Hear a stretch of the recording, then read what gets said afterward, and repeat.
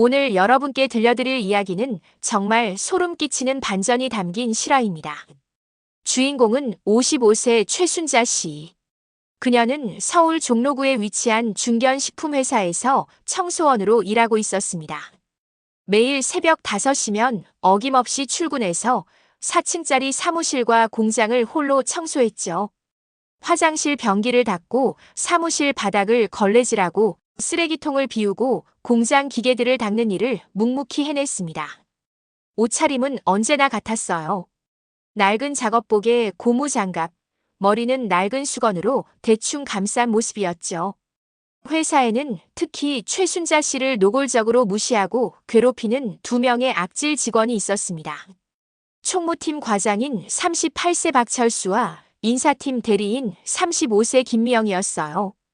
박철수는 덩치가 크고 목소리가 우렁찬 남자로 회사에서 나름 힘이 있다고 자부하는 타입이었죠. 술을 좋아하고 성격이 거칠어서 부하 직원들이 무서워했어요. 김미영은 외모를 가꾸는데 신경을 많이 쓰는 여자로 자신보다 못해 보이는 사람들을 깔보는 습관이 있었어요. 이 둘은 최순자 씨를 마치 벌레 취급했습니다.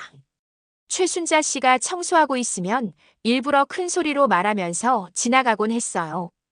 더 심각한 건 박철수의 행동이었습니다. 술에 취해 회사에 들어올 때면 최순자 씨를 보고 이상한 농담을 던지기 시작했어요. 아줌마, 혹시 젊을 때는 어땠어요? 지금도 나쁘지 않은데. 집에 혼자 사나? 외로울 텐데. 최순자 씨는 이런 말을 들을 때마다 온몸이 떨렸지만 일자리를 잃을까봐 아무 말도 할 수 없었어요. 김미영도 마찬가지였습니다. 화장실에서 최순자 씨와 마주치면 일부러 코를 막고 혐오스럽다는 표정을 지었죠. 최순자 씨는 이런 모욕을 당해도 아무 말 하지 않았습니다. 그저 더 열심히 청소할 뿐이었어요. 다른 직원들도 이런 상황을 보면서도 나서지 않았죠. 박철수와 김미영이 회사에서 나름 입지가 있었기 때문이에요. 몇 달이 지나면서 상황은 더욱 악화됐습니다. 특히 박철수의 행동은 점점 선을 넘기 시작했어요. 어느 날 밤 야간 청소를 하던 최순자 씨 앞에 취한 박철수가 나타났습니다. 아줌마, 혼자 청소하기 힘들죠? 제가 도와드릴까요? 그러면서 최순자 씨의 어깨에 손을 올렸어요. 최순자 씨는 깜짝 놀라 뒤로 물러났지만 박철수는 계속 다가왔죠. 뭐 그리 놀라요? 친해지자는 건데. 이 나이에도 여자는 여자네요. 향수 냄새도 나고. 최순자 씨는 온몸이 떨렸습니다. 하지만 어떻게 해야 할지 몰랐어요. 신고할 수도 없고 항의할 수도 없었죠. 그냥 피하는 수밖에 없었어요. 죄송합니다. 청소가 늦어서. 박철수는 비웃으며 말했어요. 참 재미없네. 좀 더 적극적이면 좋을 텐데. 이런 일이 계속 반복됐어요. 박철수는 점점 더 노골적이 됐죠. 지나가면서 일부러 몸을 스치거나 야한 농담을 던지거나 심지어는 혼자 있을 때 뒤에서 껴안으려고 시도하기도 했어요. 김미영은 이런 상황을 알면서도 오히려 최순자 씨를 비난했어요. 아줌마, 혹시 박 과장님한테 뭔가 잘못 보인 거 아니에요? 남자들이 관심 보이는 게 싫으면 좀 더 조심해야죠. 최순자 씨는 이런 말을 들을 때마다 가슴이 답답했어요. 자신이 뭘 잘못한 건지, 왜 이런 일을 당해야 하는지 알 수 없었거든요. 더 심각한 건 다른 직원들의 시선이었어요. 누군가 박철수와 최순자 씨의 상황을 목격하면 오히려 최순자 씨를 이상하게 보는 거였어요. 저 아줌마, 뭔가 이상하지 않아? 박 과장님이 왜 저 사람한테 관심을 가지지? 혹시 뭔가 있는 건 아니야? 최순자 씨는 이런 시선들 때문에 더욱 위축됐어요. 사람들이 자신을 어떻게 생각할지 두려웠거든요. 그런데 정말 무서운 일이 생겼어요.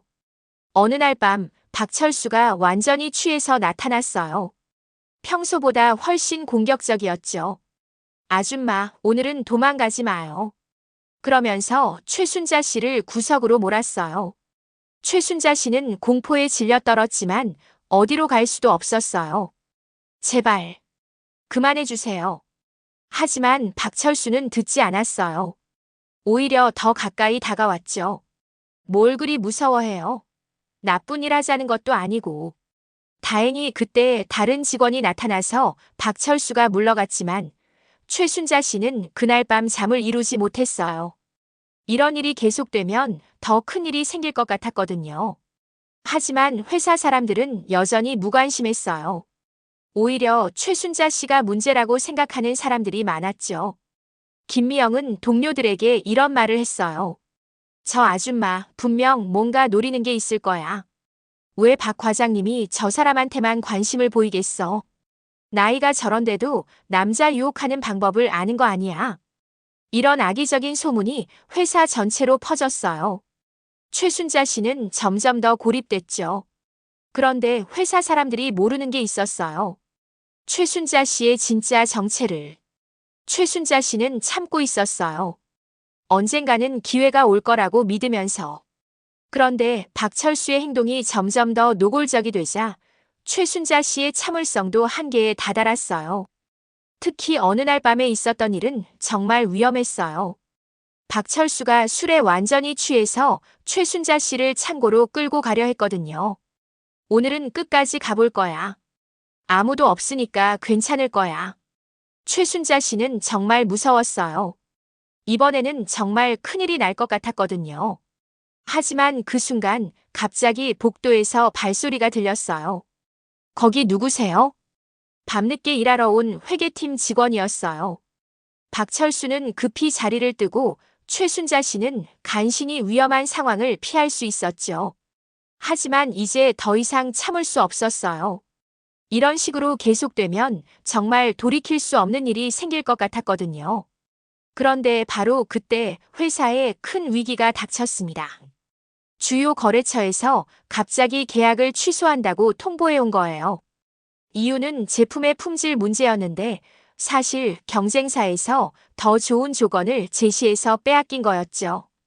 임원들은 긴급 회의를 열었지만 마땅한 해결책을 찾지 못했어요. 하지만 아무도 책임지려 하지 않았어요. 서로 핑계만 대며 책임을 미루고 있었죠. 바로 그때였어요. 평소처럼 청소를 하던 최순자 씨가 조용히 입을 열었습니다. 혹시 일신식품하고는 연락해 보셨어요? 모든 사람이 최순자 씨를 쳐다봤어요. 박철수가 짜증스럽게 말했죠. 아줌마, 지금 이런 상황에 청소나 하세요. 무슨 일신식품을 알겠어요? 하지만 최순자 씨는 포기하지 않았어요. 일신식품 김 사장님은 품질을 가장 중요하게 생각하시거든요. 그리고 지금 새로운 협력업체를 찾고 계실 거예요. 임원 중 한 명이 깜짝 놀라며 물었어요. 어떻게 그런 걸 아세요? 최순자 씨는 차분히 설명했어요. 며칠 전에 일신식품 직원분이 우리 회사에 왔었는데 전화로 통화하는 걸 들었거든요. 기존 협력사가 문제를 일으켜서 새로운 곳을 찾는다고. 점점 더 구체적인 정보들이 나왔어요. 일신식품의 요구사항, 거래 조건, 심지어 담당자의 성향까지. 정말 놀랍게도 최순자 씨의 말이 모두 맞았어요. 일신식품과 연락했더니 정말로 새 협력사를 찾고 있었고 문제도 정확했죠. 이게 어떻게 가능하죠? 박철수와 김미영은 당황했어요. 자신들도 모르는 걸 청소 아줌마가 어떻게 알 수 있는지 이해할 수 없었거든요.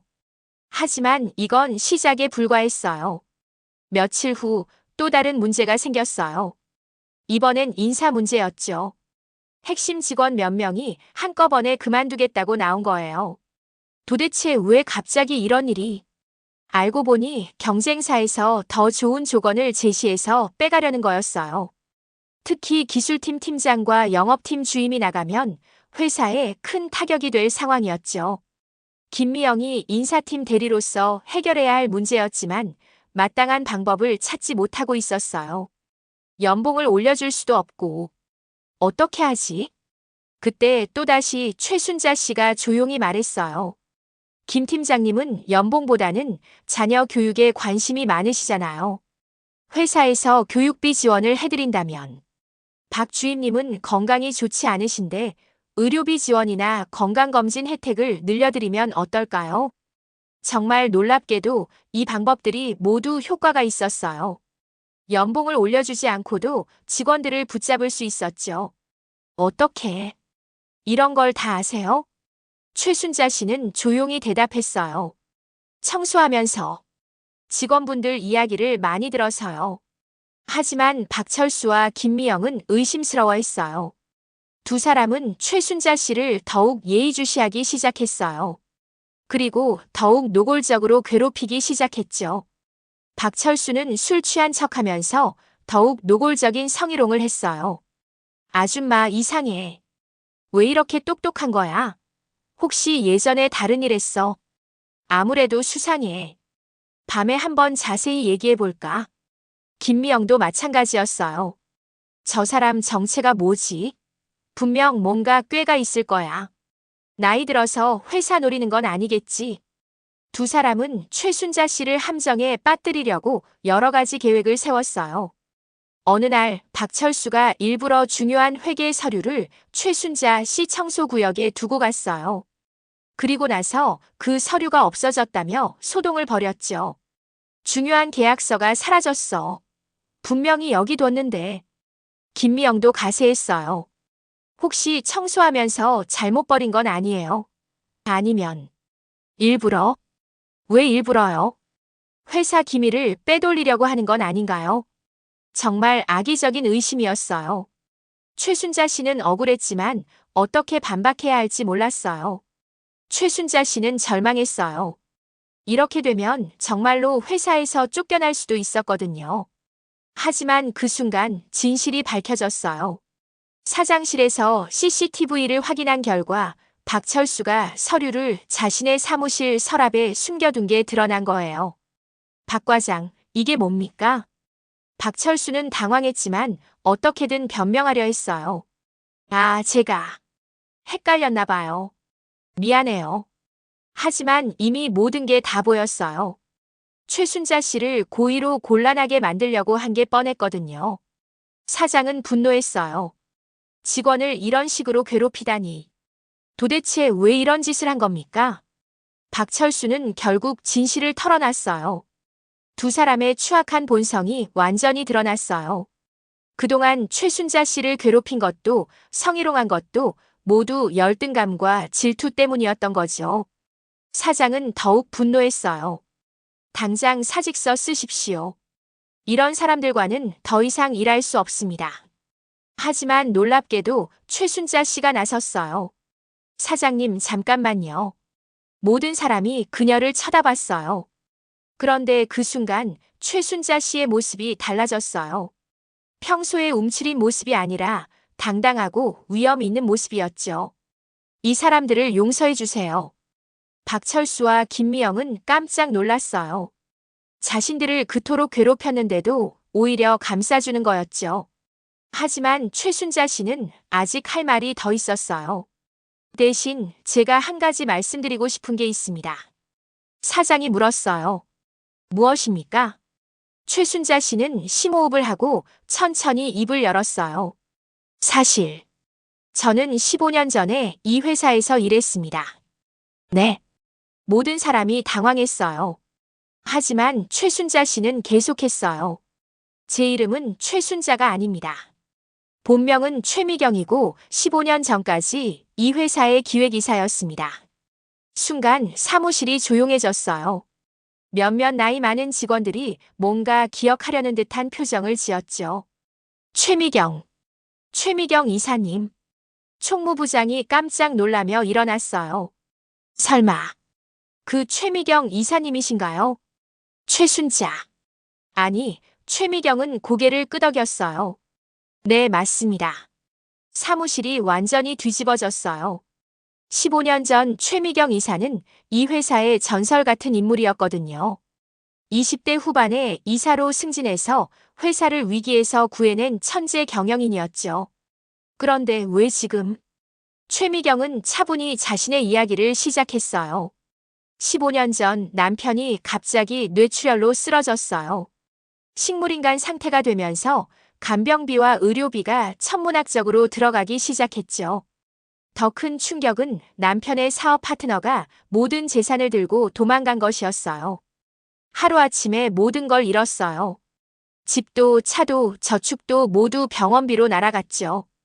회사를 그만둘 수밖에 없었어요. 나이든 직원들은 이제서야 기억해냈어요. 15년 전 갑자기 사라진 최미경 이사의 비극적인 사연을.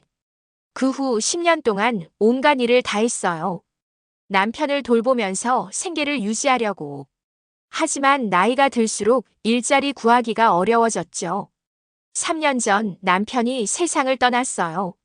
그때서야 조금 여유가 생겨서 옛 직장이었던 이곳에서 일할 기회를 얻게 됐어요.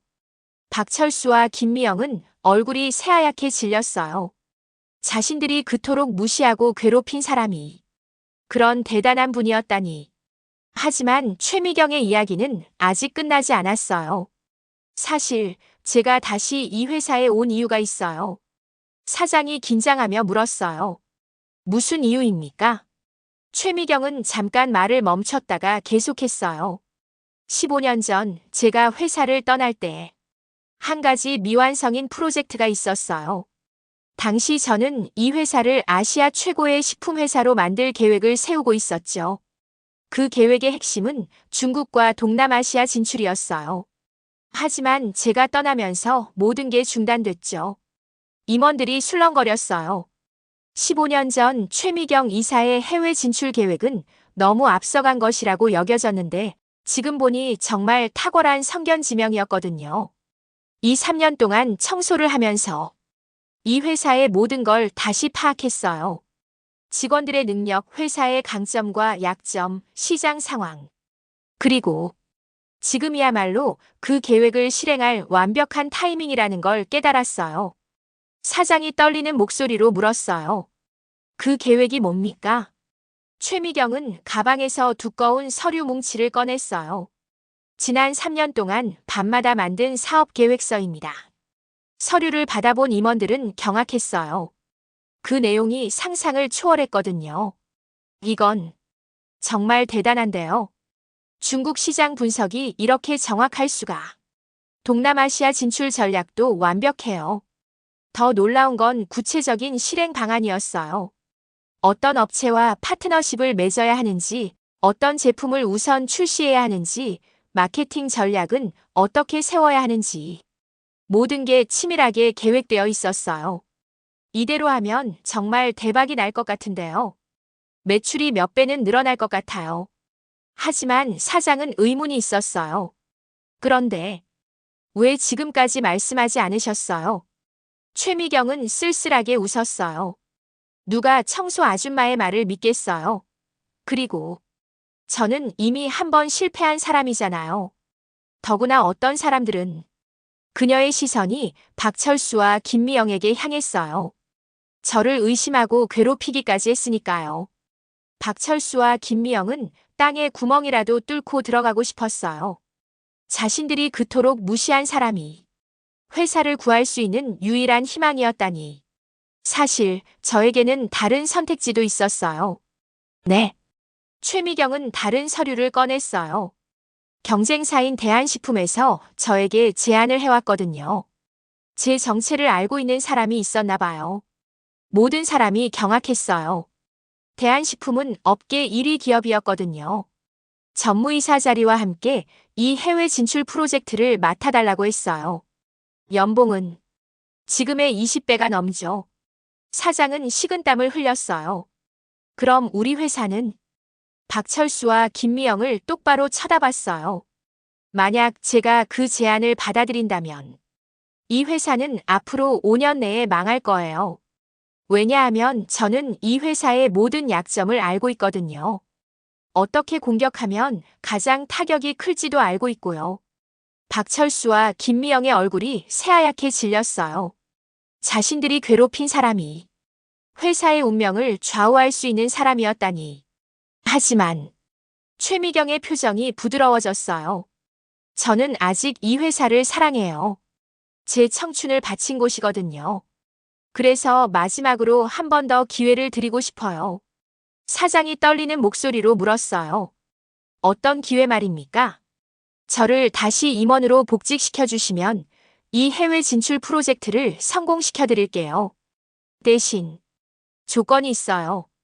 모든 사람이 숨을 죽이고 들었어요. 최미경이 박철수와 김미영을 보며 말했어요. 이 두 사람은 반드시 처벌받아야 해요. 박철수가 떨리는 목소리로 말했어요. 처벌이라뇨? 성희롱과 직장 내 괴롭힘은 명백한 범죄 행위입니다. 법적 처벌을 받으셔야죠. 김미영도 울먹이며 애원했어요. 제발, 용서해 주세요. 저희가 잘못했어요. 하지만 최미경은 단호했어요. 15년 동안 온갖 고생을 하면서도 참았어요. 하지만 여러분들의 행동은 용서받을 수 없는 선을 넘었어요. 특히 박철수 과장, 당신의 성희롱은 정말 심각했어요. 만약 제가 정말 무력한 청소 아줌마였다면 어떻게 됐을 것 같아요? 박철수는 아무 말도 할 수 없었어요. 자신의 행동이 얼마나 추악했는지 이제서야 깨달았거든요. 그리고 김미영 대리, 당신은 같은 여성으로서 더욱 실망스러워요. 약자를 괴롭히는 건 정말 비겁한 짓이에요. 최미경은 사장을 보며 말했어요. 이 두 사람을 즉시 해고하고 성희롱과 괴롭힘에 대해서는 법적 조치를 취해주세요. 사장은 고개를 끄덕였어요. 당연히 그렇게 하겠습니다. 박철수와 김미영은 절망에 빠졌어요. 자신들의 잘못된 행동이 결국 파멸로 이어진 거였죠. 하지만 최미경의 진짜 복수는 여기서 끝이 아니었어요. 그리고 한 가지 더. 최미경은 또 다른 서류를 꺼냈어요. 사실 저는 지난 3년 동안 이 두 사람의 모든 행동을 기록해왔어요. 네. 성희롱 발언, 괴롭힘 행위, 회사 자산 유용, 심지어 거래처와의 부정한 거래까지. 박철수와 김미영의 얼굴이 새파랗게 질렸어요.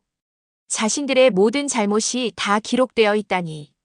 박철수 과장, 당신이 접대비 명목으로 개인 용도에 사용한 금액만 3천만 원이 넘어요. 김미영 대리, 당신은 인사정보를 외부에 유출해서 부정한 이익을 취했죠. 두 사람은 완전히 무너졌어요. 이제 단순한 해고가 아니라 횡령과 배임으로 처벌받을 수도 있는 상황이었거든요. 제발, 용서해 주세요. 하지만 최미경은 냉정했어요. 기회는 충분히 드렸어요. 하지만 여러분들은 계속해서 선을 넘었죠. 사장은 경악했어요. 이런 일들이 우리 회사에서 일어나고 있었다니. 즉시 조사하겠습니다. 그리고 엄중하게 처벌하겠습니다. 박철수와 김미영은 결국 회사에서 쫓겨났고 법적 처벌까지 받게 됐어요. 자신들의 욕심과 교만이 결국 파멸로 이어진 거였죠. 하지만 최미경의 이야기는 여기서 끝이 아니었어요. 사장이 조심스럽게 물었어요.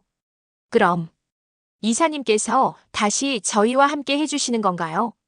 최미경은 잠깐 생각하더니 고개를 끄덕였어요. 네, 하지만 조건이 있어요. 무엇이든 들어드리겠습니다. 앞으로는 직원들을 사람으로 대해주세요.